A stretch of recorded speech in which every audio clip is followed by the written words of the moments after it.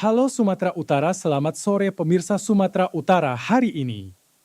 Hadir untuk memperbaharui informasi Anda seputar Sumatera Utara, kami kembali hadir menjumpai Anda edisi Selasa, 4 Maret 2025.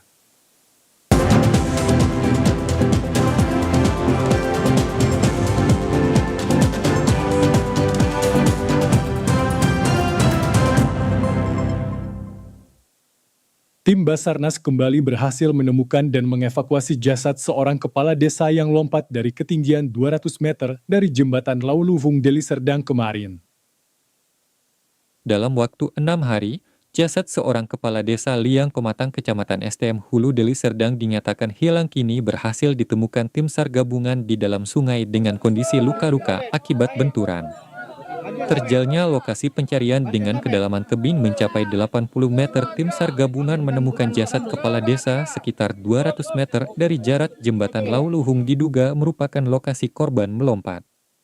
Dalam pencarian korban setelah dinyatakan 2 hari menghilang oleh keluarga, kemudian berdasarkan laporan masyarakat, tim SAR gabungan melakukan penyisiran sepanjang tepi sungai dan dibantu dengan alat drone thermal. Setelah korban ditemukan kemudian dievakuasi oleh tim SAR gabungan dengan cara bergotong royong di kawasan perbukitan yang terjal. Jasad korban yang berhasil dievakuasi kemudian diserahkan kepada pihak keluarga untuk disemayamkan. Meski dalam suasana bulan Ramadan, namun aksi pencurian kendaraan bermotor masih marak di kota Medan. Tak hanya menyasar sepeda motor yang terparkir di tepi jalan ataupun halaman rumah. Para pelaku curanmor kini telah kian nekat dengan membobol garasi tempat penyimpanan sepeda motor rumah korban yang menjadi sasarannya. Rekaman kamera pengawas ini memperlihatkan saat 4 orang kawanan pencuri sepeda motor beraksi menyasar rumah korbannya di kawasan Jalan Krakatau, Kota Medan. Setelah memakan waktu kurang lebih selama 30 menitan, para pelaku berhasil membobol pagar garasi rumah korban dengan menggunakan alat berupa gunting pagar dan linggis. Penghuni rumah yang saat kejadian tak berada di rumah, situasi yang sedang hujan serta waktu dini hari membuat aksi para pelaku tak diketahui oleh warga sekitar. Menurut keterangan korban, Hardi Salim, para pelaku sempat tak berhasil membobol pintu garasi miliknya, namun kawanan curanmor ini kembali datang dengan membawa alat tambahan berupa linggis hingga akhirnya berhasil membobol pintu garasi rumah korban dan membawa kabur 1 unit sepeda motor metik dengan cara didorong. Korban menyebut dengan melaporkan kejadian ini ke kepolisian Polsek Medan Timur, namun belum ada hasil yang berarti dari kepolisian. Gembok, namun belum berhasil dan akhirnya mereka mencoba mencongkel dari penyangga gembok itu. Ya, namun setelah itu ya berhasil dijebol dan membawa kabur mobil 1 unit motor Vario 150. 1 unit mobil pick-up yang mengangkut lebih kurang 3 ton telur ayam bertabrakan dengan truk fuso di Jalan Lintas Sumatera Torgamba, Kabupaten Labuhan Batu Selatan kemarin mengakibatkan 1 orang tewas. Pasca terjadinya kecelakaan antara mobil pick-up pengangkut telur dengan truk fuso, terlihat warga beramai-ramai mengambil telur yang berceceran di pinggir jalan. Sedangkan, kecelakaan terjadi ketika mobil pick-up pengangkut telur yang datang dari arah Medan menuju Riau ingin mendahului kendaraan lain di depannya, namun diduga karena mengantuk supir tidak melihat kendaraan lain di depannya sehingga tabrakan tidak dapat dihindari dan mengakibatkan 1 kernet pick-up meninggal dunia. Sedangkan supir mengalami luka-luka. Kedua korban merupakan warga Rokan Hilir, Provinsi Riau. Seorang warga Susi menuturkan bahwa kejadian kecelakaan terjadi pada pagi hari di mana mobil pick-up pengangkut telur datang dari Medan menuju Pekanbaru tiba-tiba menghantam truk fuso seperti lada kambing. Selain itu, dokter jaga klinik sehat Dr. Diki membenarkan bahwa kedua korban dibawa ke klinik, 1 luka-luka sedangkan yang 1 meninggal dunia. Kayaknya dia dari Kota Pinang mau ke Babat. Busunya baru berlalu arah. Iya. Jadi dia kayak lada kambing. Pak, tadi masih akan sini banyak ini ya, yang lihat telurnya? Iya, banyak. Kondisinya ini ada 2 korban. 1 pasien sekarang masih sadar. Kemudian satu lagi sudah meninggal dunia. Ini dibawa sama kita memang sudah meninggal dunia. Yang satu lagi korban ini masih dalam tahap perawatan di klinik ini. Untuk saat ini kondisinya tidak terlalu fatal, masih dalam kategori yang ringan. Sedangkan korban luka saat ini masih dalam perawatan, sedangkan korban meninggal dunia sudah dibawa pihak keluarga untuk disemayamkan di kampung halaman.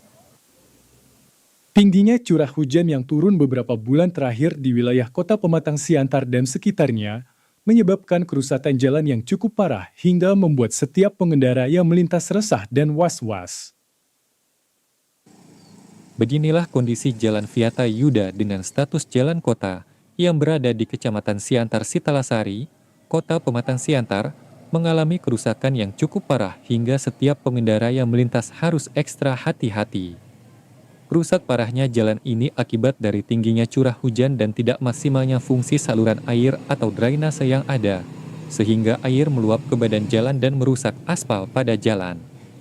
Warga sekitar menyebutkan, kerusakan jalan ini terjadi dari beberapa bulan lalu dan telah menyebabkan 2 pengendara sepeda motor mengalami kecelakaan, terjatuh dari sepeda motornya akibat menghindari jalan rusak tersebut. Betul itu merusak gitu, air dari sana melimpah rumah, air dari sana ke sana nggak ada parit Pak. Sering juga Pak, sudah 2 kali. Ada 2 orang. Alhamdulillah ini parit ini dari apa?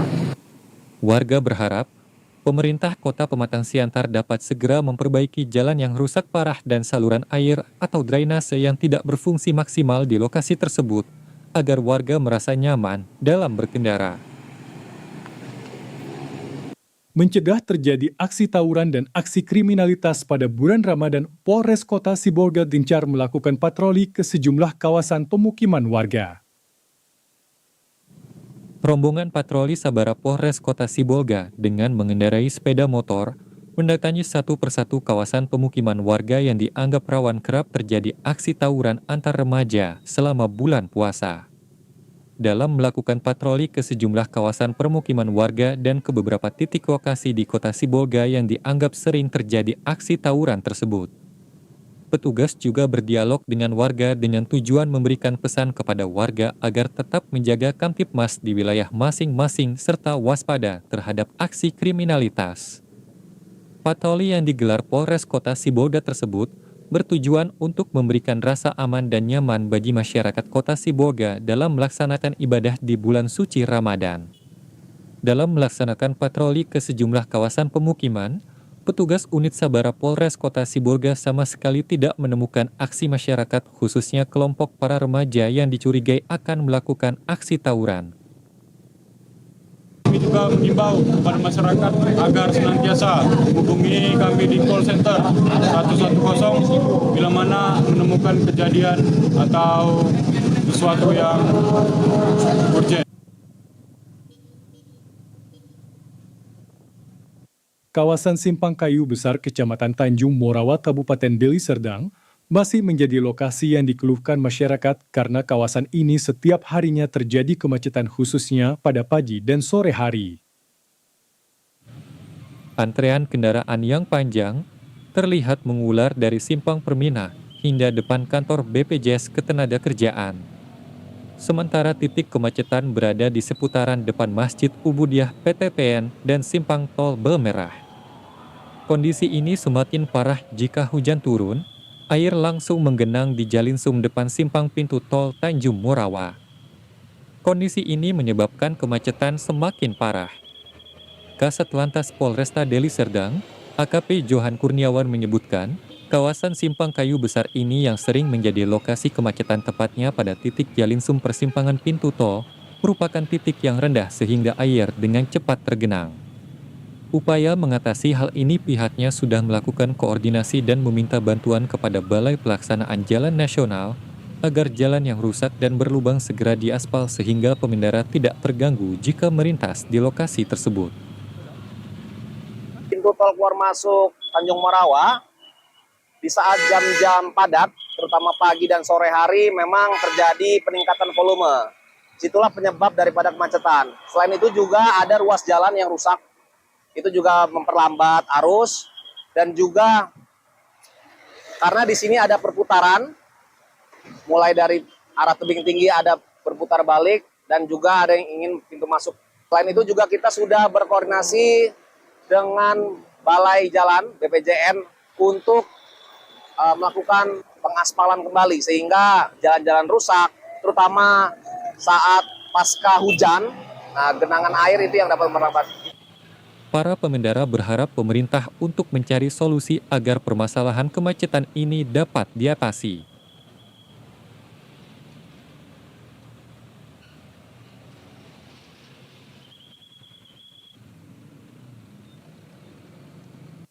Pemirsa, kami akan segera kembali dengan sejumlah informasi lainnya. Tetaplah bersama kami di Sumatera Utara hari ini.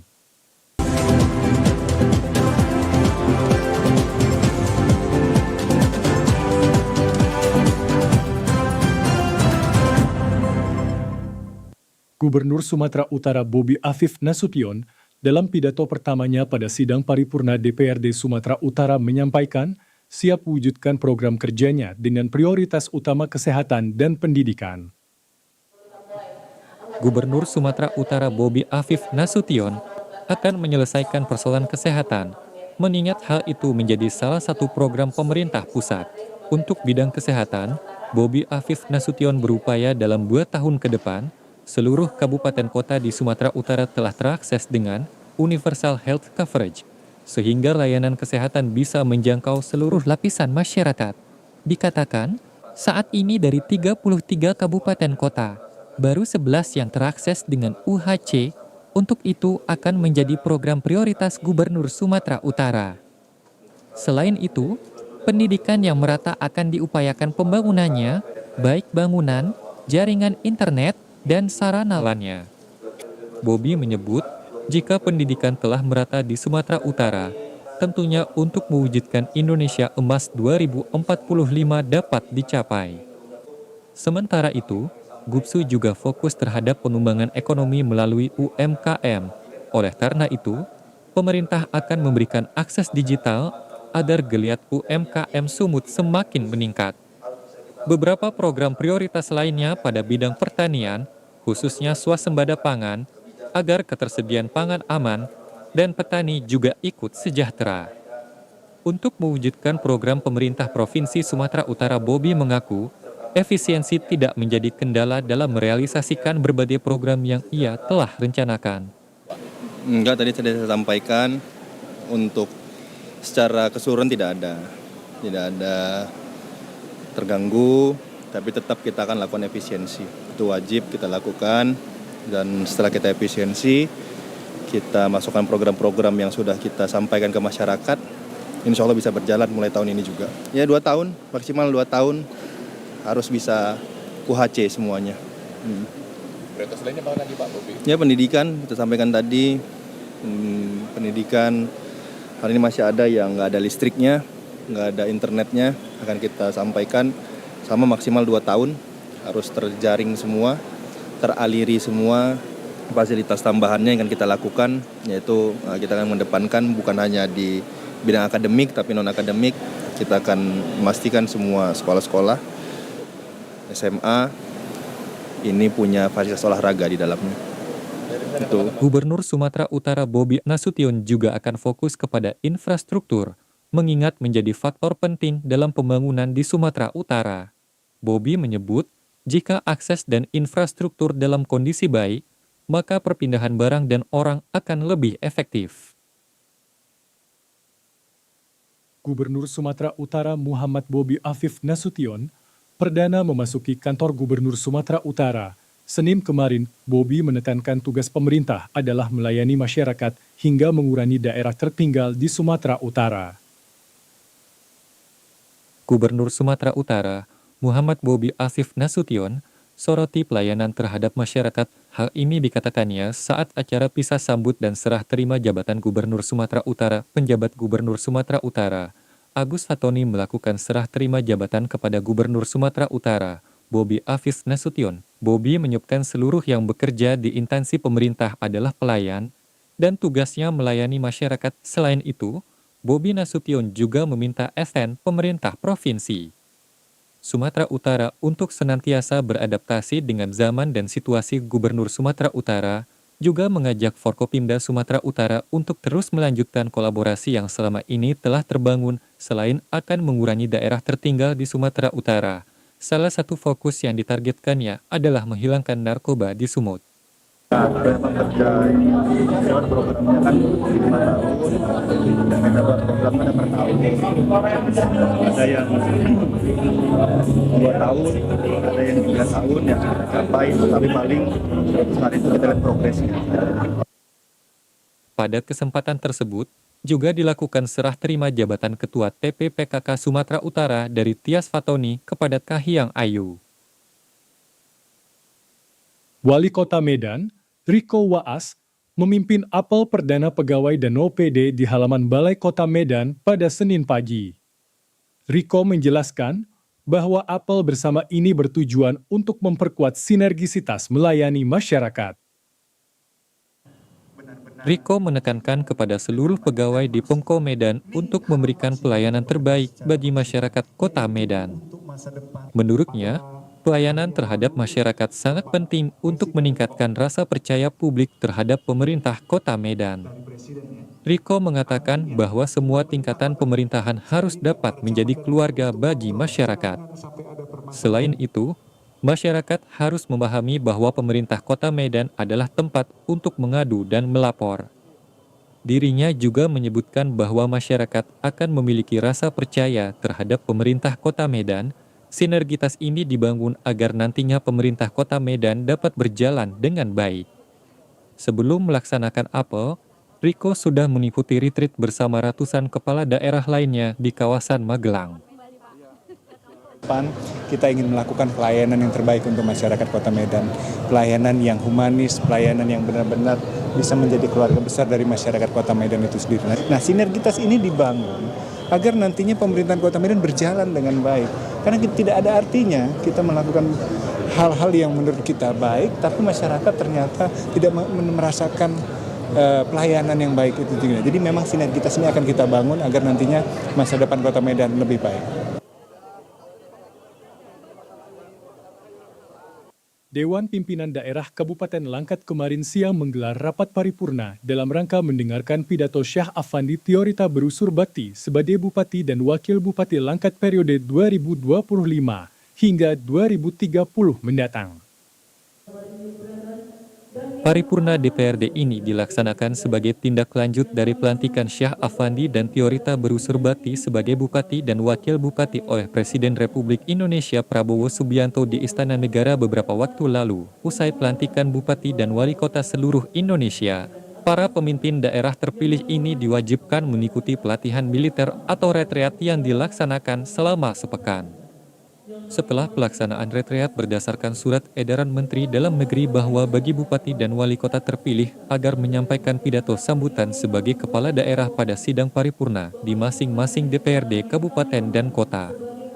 Agenda sidang paripurna kali ini langsung dipimpin Ketua DPRD Kabupaten Langkat Sribana Pranyin Anyin yang dihadiri oleh seluruh anggota DPRD Kabupaten Langkat serta jajaran organisasi pimpinan daerah, berharap kepemimpinan yang baru nantinya dapat membawa perubahan positif khususnya bagi masyarakat Langkat. Selain itu, Bupati Langkat terpilih Syah Afandi Tiorita Berusur Bakti mengatakan Bupati dan Wakil Bupati merupakan milik seluruh masyarakat Langkat bukan golongan tertentu. Untuk itu semua pihak dan elemen masyarakat harus turut serta dalam hal melanjutkan pembangunan di Kabupaten Langkat. Hari ini kita serah terima jabatan sekaligus paripurna di DPRD. Dan kita alhamdulillah tadi pertama sudah membuat satu MOU menandatangani UHC yang mana ini sesuai dengan komitmen kami dan Ibu Tio untuk dapat merealisasikan apa yang disebut dengan pemberian pengobatan gratis hanya dengan KTP. Seluruh elemen dari masyarakat semuanya saya pikir insya Allah kita akan berjalan untuk membangun Langkat yang lebih baik. Usai sidang paripurna, masing-masing organisasi pimpinan daerah dan seluruh anggota DPRD Kabupaten Langkat memberikan ucapan selamat dan harapan masyarakat agar janji kampanye tercapai. Balai Besar Meteorologi, Klimatologi, dan Geofisikan BMKG Wilayah 1 Medan melakukan penandatangan kerjasama dengan TVRI Sumatera Utara dan RRI Medan. Kerjasama ini dilakukan mengingat TVRI dan RRI memiliki infrastruktur yang baik untuk menjangkau masyarakat di wilayah Sumatera Utara. Sumatera Utara merupakan daerah yang memiliki wilayah yang luas, serta terdiri dari berbagai letak geografis mulai dari perbukitan dan laut. Tingginya perubahan iklim yang terjadi di Sumatera Utara membuat BBMKG wajib menyampaikan berbagai informasi terkait kondisi cuaca ekstrim yang terjadi. Dikatakan, BBMKG memiliki saluran informasi untuk menyampaikan berbagai informasi kepada masyarakat, namun jika ditambah dengan informasi lewat program siaran TVRI dan RRI, informasi itu akan jauh lebih efektif dan diketahui oleh masyarakat. Kepala Balai Besar Meteorologi, Klimatologi, dan Geofisika Wilayah 1 Medan, Hendro Nugroho mengatakan, kerjasama untuk mengedukasi dan memberi informasi kepada masyarakat tentang pentingnya untuk update cuaca merupakan hal positif karena selain mempercepat akses informasi dari BMKG, masyarakat juga dapat menghindari dan terhindar dari wilayah yang diprediksi akan berpengaruh oleh cuaca yang terjadi. Sebagai bentuk kesiapan dan kesediaan dari TVRI dan BBMKG Wilayah 1 Medan serta RRI, dilakukan penandatanganan kerjasama.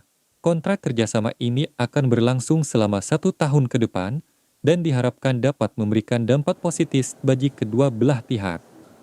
Hendro Nugroho menyampaikan, BBMKG siap menyampaikan berbagai informasi kepada masyarakat melalui tenaga ahli yang ada. TVRI dan RRI punya infrastruktur siaran yang sangat lengkap. Di daerah-daerah sampai pelosok-pelosok itu lengkap. Kita memanfaatkan infrastruktur itu. Berarti kita dari dapur kita dari TWS dan MEWS kemudian bisa langsung dirasakan informasinya kepada masyarakat. Ya, ini adalah dampak efisiensi. Meskipun kita tidak langsung turun ke masyarakat, tetapi karena ada RRI dan TVRI yang sampai ke masyarakat, ini adalah keuntungan dengan dampak dari efisiensi ini kita bisa tetap melayani masyarakat.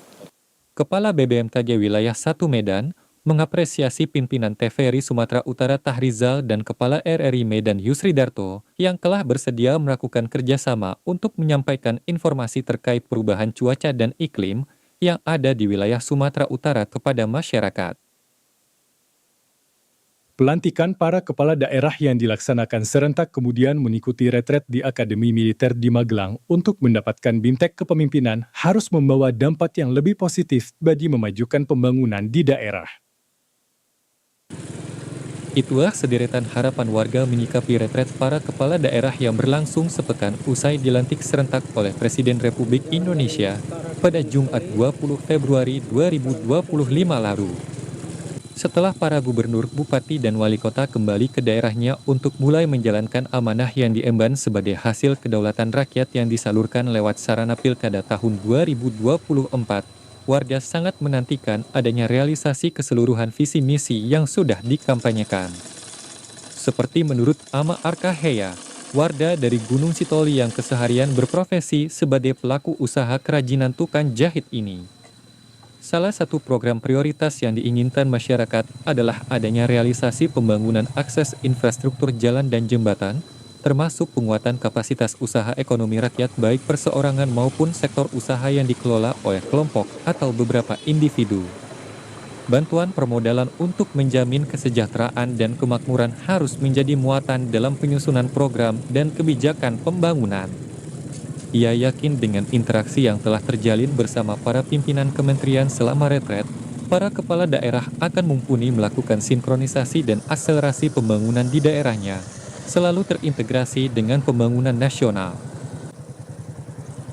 Tentu harapan kami dari Bapak Gubernur yang terpilih juga seluruh kepala daerah terkhusus di Sumatera Utara, yaitu tentang infrastruktur terkait jalan provinsi yang sekarang ini agak terlalu parah dan berdekatan dengan ruas jalan di nasional.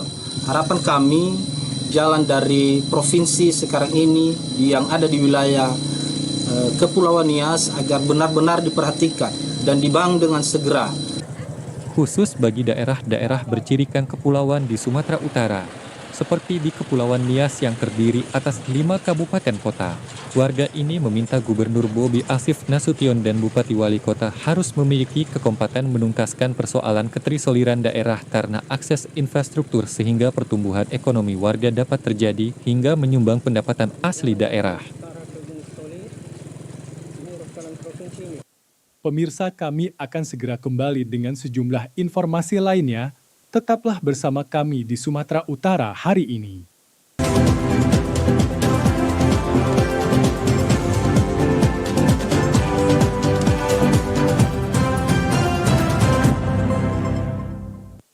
Pemirsa, kami akan segera kembali dengan sejumlah informasi lainnya.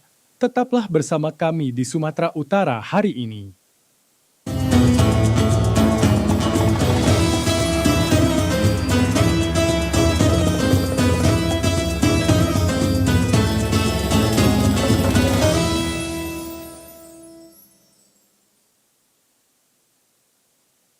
Bulan Ramadan dikenal sebagai bulan kebaikan dan tingginya solidaritas di antara sesama umat Muslim.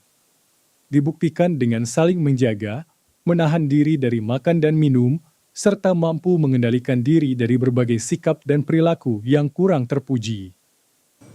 Menyikapi hal ini, Ketua Umum MUI Kota Medan, Dr. Haji Hasan Matsum mengharapkan kepada seluruh umat Islam secara umum, dan khususnya yang berada di Kota Medan, untuk saling menghargai dan saling menjaga sikap dan perilaku yang dapat mengganggu kehusukan umat Islam yang sedang melaksanakan ibadah puasa 1446 Hijriah. Pada kegiatan Ramadan ini kita menyampaikan pesan-pesan. Yang pertama, penguatan akidah umat ini. Yang kedua adalah penguatan moral, yang mana kita merasa ada degradasi moral yang kita rasakan pada bukan saja tingkat remaja tapi juga orang-orang dewasa yang kita rasa di Kota Medan ini. Yang selanjutnya adalah kita terus menyelesaikan tentang sertifikasi halal, bagaimana masyarakat Kota Medan terus terpelihara panganannya, konsumsinya dengan produk-produk halal ini. Kita memprogramkan kerjasama dengan TPRI Medan Sumatera Utara, yaitu ngaji bareng yang memang kita laksanakan atas kerjasama. Yang kedua, kita juga melaksanakan kegiatan indahnya Ramadan ya. Ya, indah Ramadan yang mana nih narasumbernya selama Ramadan ini kita upayakan dari Majelis Ulama yang juga bekerjasama dengan lembaga-lembaga yang lain.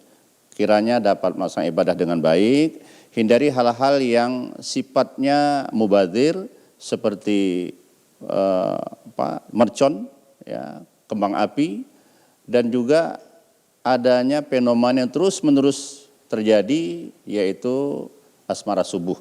Ini betul-betul menjadi sesuatu yang prihatinkan kita. Kita bertekad untuk mendidik ketakwaan selama bulan Ramadan. Tentu berdoa kepada Allah Taala kiranya ibadah kita Allah terima dengan sebaik-baiknya dan menjadi pengantar untuk kita memperoleh predikat la'allakum tattaqun atau insan muttaqin itu. Saya kira itu.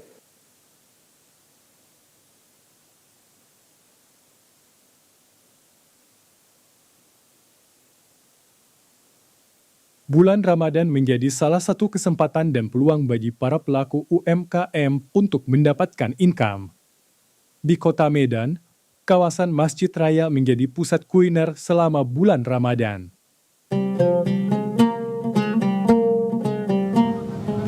Assalamualaikum pemirsa Jalan Negeri. Kali ini saya sedang berada di salah satu kawasan kuliner yang sangat terkenal di Kota Medan, yaitu Ramadan Fair. Sesuai dengan namanya, Ramadan Fair sendiri emang selalu buka hanya di bulan suci Ramadan. Nah, di Ramadan Fair sendiri itu juga banyak sekali menjual pilihan takjil ciri khas Kota Medan dan Sumatera Utara sekitarnya. Nih, saya kasih lihat sedikit tuh. Nah, penasaran ada apa aja sih kulineran yang ada di sini? Yuk, mari ikuti perjalanan saya. Ramadan Fair ini diharapkan dapat meningkatkan ekonomi kerakyatan karena setiap harinya ramai dikunjungi warga Kota Medan hingga pendatang. Setiap penjual makanan yang berada di kawasan Ramadan Fair ini sudah mendapatkan rekomendasi pihak penyelenggara, sehingga tidak hanya meramaikan, namun juga memiliki kualitas yang baik, mengingat Ramadan Fair menjadi agenda tahunan yang sudah dinanti-nantikan warga Medan dan sekitarnya. Nah pemirsa, Jalan Negeri seperti yang terlihat di belakang saya tuh. Nah itu tenda cukup besar sepanjang 100 meter lebih di kawasan Jalan Mesir Raya. Nah fungsi dari tenda itu sendiri adalah untuk menampung ratusan pelaku UMKM yang nantinya setiap sorenya akan menjajakan berbagai macam jenis pilihan takjil ciri khas dari Medan dan Sumatera Utara sekitarnya.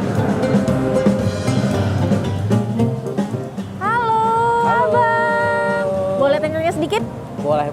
Iya boleh. Sini dong sedikit biar bisa in frame kita bareng nih.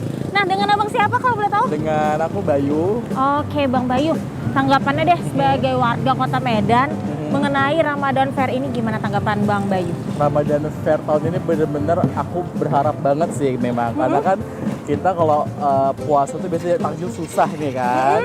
Nah di Ramadan Fair ini semuanya pastinya lengkap, mulai dari yang manis, yang asin, yang gurih pastinya ada. Dan ini juga kalau nggak Ramadan Fair kan juga ada jual kuliner-kuliner juga ya sekitar sini ya. Ya benar.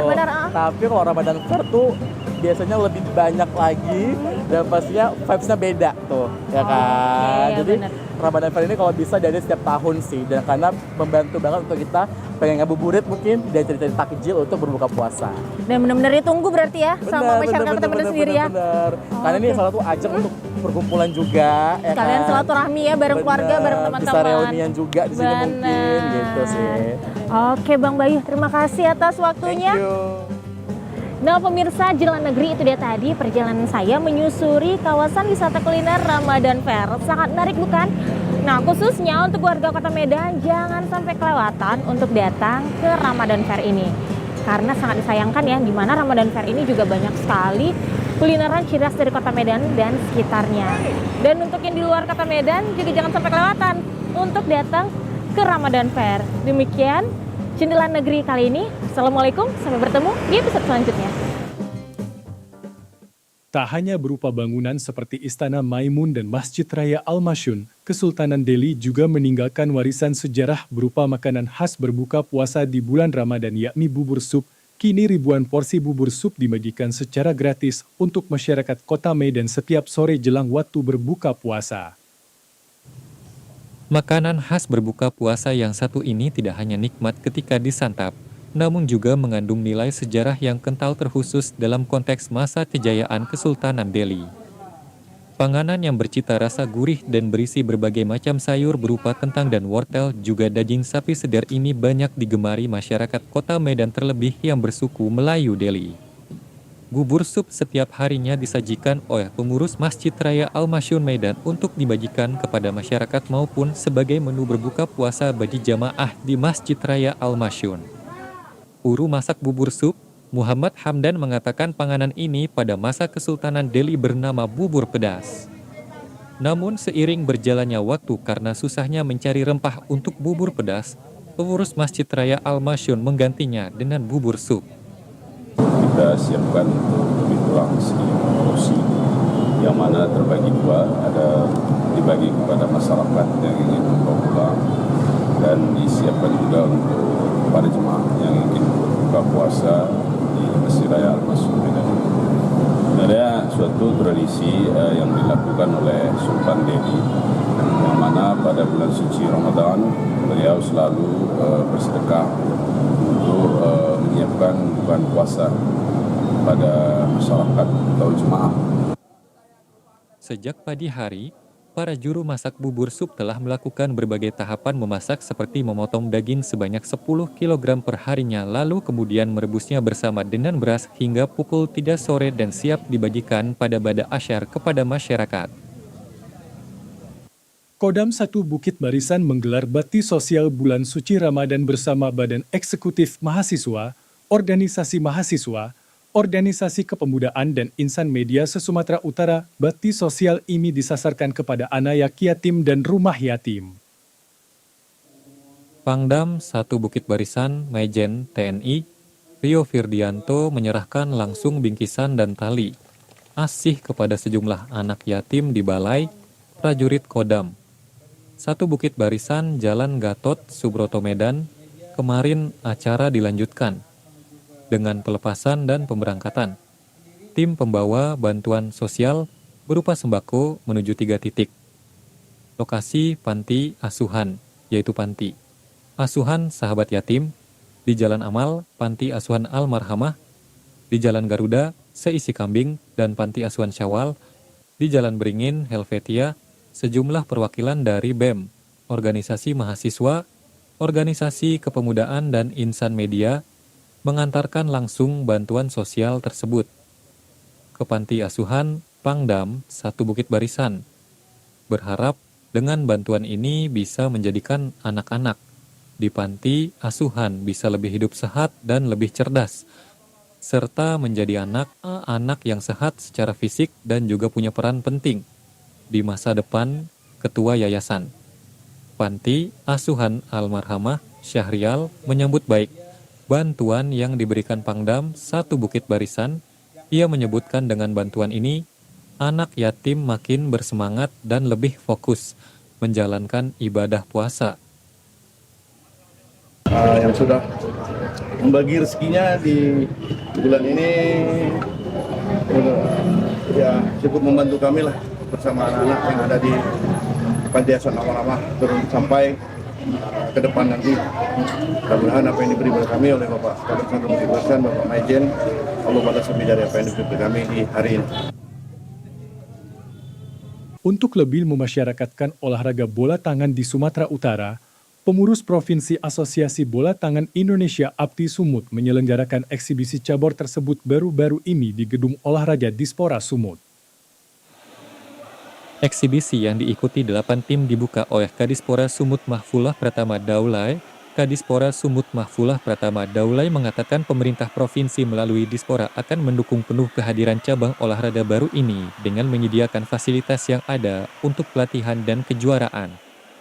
Salah satu dukungan tersebut bersama APTI akan menggelar kejuaraan antar pelajar pada bulan Juni 2025 mendatang.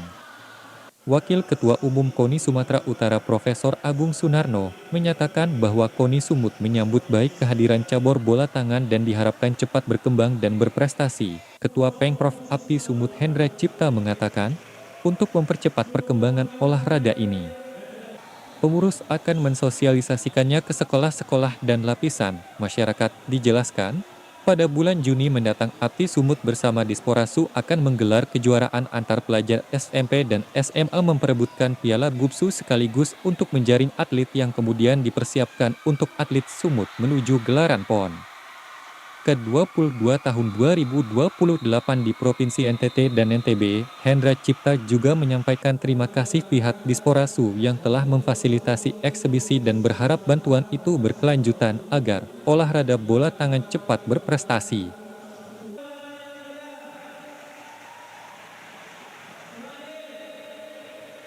Program ini ada program pemasaran agar ini olahraga bisa diterima di tengah-tengah masyarakat kita. Dan tentunya olahraga yang sebenarnya tidak membutuhkan biaya yang besar dan bisa diterima di tengah masyarakat kita. Banyak program yang akan kita buat khusus buat anak-anak sekolah kita agar ini bisa masuk di lingkungan sekolah, diterima di lingkungan sekolah, bahkan bila perlu diterima juga di lingkungan masyarakat kita. Cabur ini sudah dapat rekomendasi KONI sehingga pengurus provinsi sudah terbentuk, dan di nasional kita sudah ikut PON, yang lalu sudah ada di PON di Aceh, itu ikut, kemudian nanti di PON yang akan datang itu juga akan dipertandingkan di Nusa Tenggara Timur. Kita di Dispora bisa memfasilitasi kegiatan ini karena memang kegiatan ini sangat bermanfaat buat anak-anak kita, khususnya anak muda, punya banyak pilihan baru, yaitu pilihan sebuah cabang olahraga yang mungkin menarik dan sekali lagi tidak membutuhkan biaya yang besar dalam melakukan kegiatan.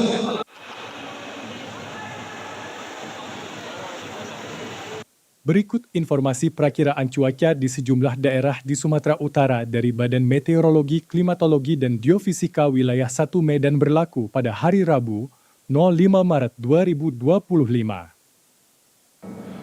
Halo Sobat BMKG, berjumpa kembali bersama saya Marta Manurung, perakiraan cuaca Balai Besar MKG Wilayah 1 yang akan menyampaikan informasi perakiraan cuaca dan hotspot Provinsi Sumatera Utara untuk hari Rabu 5 Maret 2025. Pada dini hari diperkirakan berpotensi hujan ringan hingga lebat di sebagian wilayah Sumatera Utara, di mana potensi hujan lebat terjadi di Pak Barat dan sekitarnya.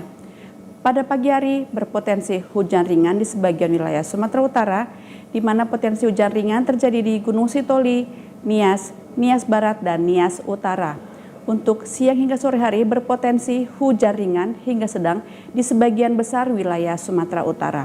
Untuk malam hari masih berpotensi hujan ringan hingga lebat di sebagian wilayah Sumatera Utara, di mana potensi hujan lebat terjadi di Pak Barat. Dengan suhu udara 15 hingga 32 derajat Celcius dengan kelembapan udara 63 hingga 99%. Arah angin bertiup dari utara hingga selatan dengan kecepatan angin 3 hingga 10 km per jam. Pada tanggal 3 Maret 2025 terpantau tidak ada titik panas di wilayah Sumatera Utara. Kami tetap menghimbau kepada masyarakat agar tetap waspada akan potensi hujan sedang hingga lebat yang dapat sertai petir dan kencang di wilayah pantai barat, lereng barat, dan pegunungan Sumatera Utara yang dapat berpotensi mengakibatkan banjir ataupun longsor. Demikianlah informasi perakiraan cuaca dan hotspot yang dapat kami sampaikan. Semoga bermanfaat bagi Sobat BMKG semuanya. Terima kasih dan sampai jumpa. Pemirsa, berikut kami sampaikan informasi yang telah kami rangkum dalam segmen Lintas Andalas.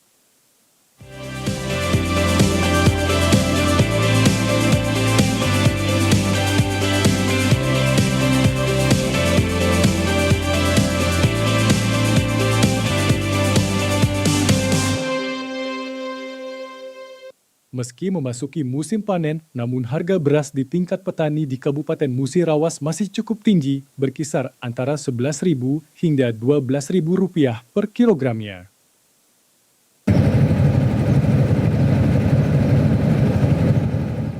Tingginya harga beras saat ini membuat petani padi di Kabupaten Musirawas berbahagia. Biasanya saat musim panen tiba, harga beras anjlok dan cukup murah. Seperti diungkapkan Karyadi, salah seorang petani padi Desa Wonokerto, Tugumulyo, mengatakan bahwa hasil panen di musim ini cukup maksimal dibanding musim sebelumnya. Karena serangan hama wereng yang mengakibatkan gagal panen bahwa hampir di seluruh desa di Tugumulyo. Tahun ini, selain panen yang cukup optimal, harga beras di tingkat petani juga cukup tinggi, berkisar Rp11.000 hingga Rp12.000 per kilogramnya. Tingkat petani itu harganya 11.300-an lah, 11.300, 11.400. Itu untuk beras ya Pak ya? Untuk beras, tapi kalau lah sudah kadang-kadang kita lewat tangan kedua kan, tangan kedua jadi harganya 11,5 gitu Pak. Kalau harga padi ada 11.000, 12 gitu kan. Tingkat pengecer timbullah harga 13.000. Dapat kami nerima dari wilayah Lahat. Kalau wilayah sini kan enggak jual padi. Kalau wilayah Lahat kan kami beli padi dari Lahat, harganya sekitar 6.400. 6.400 itu sudah sampai sini ya Pak? Sudah sampai sini. Sementara itu, untuk harga gabah sendiri saat ini di tingkat petani mencapai Rp6.500 per kilogramnya. Ferry Setiawan, TVRI Sumatera Selatan melaporkan. Pemilihan suara ulang Bupati Bengkulu Selatan akan digelar paling lambat 60 hari setelah putusan MK, sedangkan pelaksanaan PSU dipastikan akan menggunakan anggaran daerah. Provinsi Bengkulu akan melaksanakan pemilihan suara ulang untuk Bupati Kabupaten Bengkulu Selatan. PSU ini akan digelar paling lambat 60 hari setelah putusan MK. Komisioner KPU RI Yulianto Sudrajat mengatakan, PSU tersebut akan dilaksanakan menggunakan anggaran daerah secara penuh. Namun jika terdapat adanya kekurangan anggaran, maka pemerintah kabupaten akan meminta bantuan ke pemerintah provinsi. Dengan demikian, menurut Yulianto, PSU untuk masing-masing daerah, termasuk Bengkulu Selatan, dipastikan akan dilaksanakan. Kalau anggaran sih pasti bersumbernya harus dari APBD. Kecuali kalau ada beberapa hal ketika ada ketidakmampuan daerah, nanti kurangnya jumlahnya berapa dan sebagainya. Kami juga bekerjasama dengan Kemendagri dan Kementerian Keuangan terkait dengan bagaimana situasi di beberapa daerah yang khususnya kemampuan anggarannya tidak mampu mencukupi 100% misalnya. Kemudian seperti di pilkada kemarin juga ada beberapa daerah yang diintercept melalui APBD. Ada pembagiannya Pak, mungkin berapa persen daerah, berapa persen pusat seperti itu? Oh, kalau nggak ada pembagian, kalau sebenarnya tanggung jawab penuhnya ada di APBD setempat. Karena seperti tercantum di dalam undang-undang, sumber anggaran untuk penyelenggaraan pemilihan kepala daerah itu bersumber dari APBD pemerintah daerah.